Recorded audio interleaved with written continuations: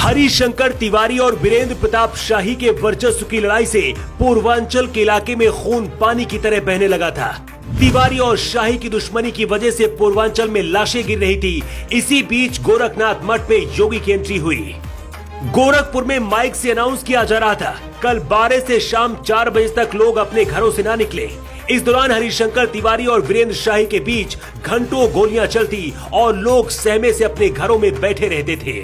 1970 के दशक में हरिशंकर तिवारी और वीरेंद्र शाही गोरखपुर यूनिवर्सिटी से ही अपराध की दुनिया में कदम रखा था। दोनों ने अपने अपने गुट बना लिए थे। ये वो दौर था जब पूरे यूपी में जातिवाद हावी था। हरिशंकर तिवारी पंडितों के नेता बन गए थे और वीरेंद्र शाही ठाकुरों के नेता बन गए थे।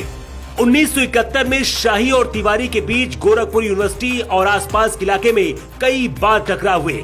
सैकड़ों मासूम लोगों की जान गई और दो बाहुबलियों के बीच जारी वर्चस्व की जंग में पूरा गोरखपुर शहर हिल गया।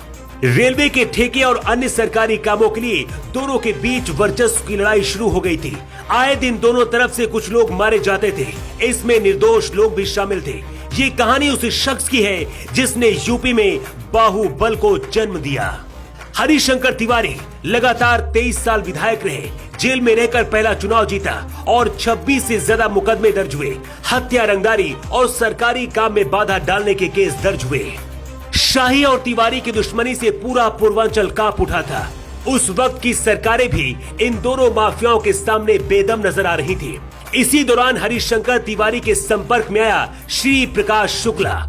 उस वक्त श्री प्रकाश शुक्ला की उम्र सिर्फ 23 साल थी।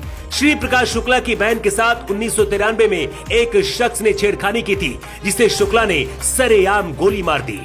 शुक्ला को यूपी पुलिस खोज रही थी। इसी दौरान हरिशंकर तिवारी ने शुक्ला को संरक्षण दिया और कुछ सालों के लिए उसे विदेश भेज दिया।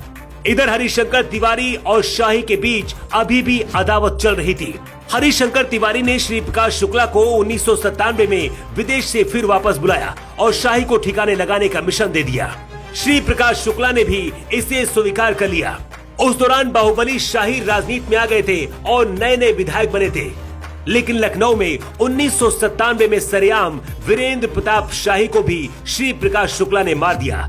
शाही की हत्या के बाद हरिशंकर तिवारी पूर्वांचल के माफिया और बाहुबली राज के जंगल का इकलौता शेर बन गए। 1975 से 1985 के बीच कहते हैं गोरखपुर में माइक से अनाउंसमेंट किया जाता था कि कल कोई भी अपने घर से 12 से 4 बजे के बीच कोई ना निकले। गोरखपुर की सड़कें खाली हो जाती थी। इसके बाद तिवारी और शाही गैंग के बीच घंटों गोलियां चला करती थी। वीरेंद्र प्रताप शाही की हत्या के बाद हरिशंकर तिवारी अपराध के जंगल का अकेला शेर बन गए थे। लेकिन इसी दौरान योगी आदित्यनाथ की भी गोरखपुर में एंट्री हो चुकी थी। 2000 आते आते गोरखपुर में योगी आदित्यनाथ का वर्चस्व बढ़ने लगा था। कहते हैं कई बार हरिशंकर गुट ने योगी आदित्यनाथ को भी रास्ते से हटाने की कोशिश की, लेकिन हर बार नाकाम रहे। 2017 में योगी आदित्यनाथ जब पहली बार मुख्यमंत्री बने, उसके बाद सबसे पहले तिवारी के घर में ही पुलिस का छापा पड़ा था। तब कहा गया था कि योगी आदित्यनाथ अपना बदला लेने के लिए ऐसा कर रहे, लेकिन सच तो ये था कि बाहुबली हरिशंकर तिवारी से शुरुआत हुई। उसके बाद यूपी में माफियाओं और अपराधियों का क्या हाल हुआ हर कोई जानता है। समय रहते तिवारी भी समझ गए थे कि योगी से टकराना अब सही नहीं है और उम्र भी हो गई थी। इसीलिए योगी युग में तिवारी ठंडे पड़ गए थे। कहते तिवारी के अपने कुछ वसूल भी थे और अपने वसूलों के लिए वो कुछ भी करते थे।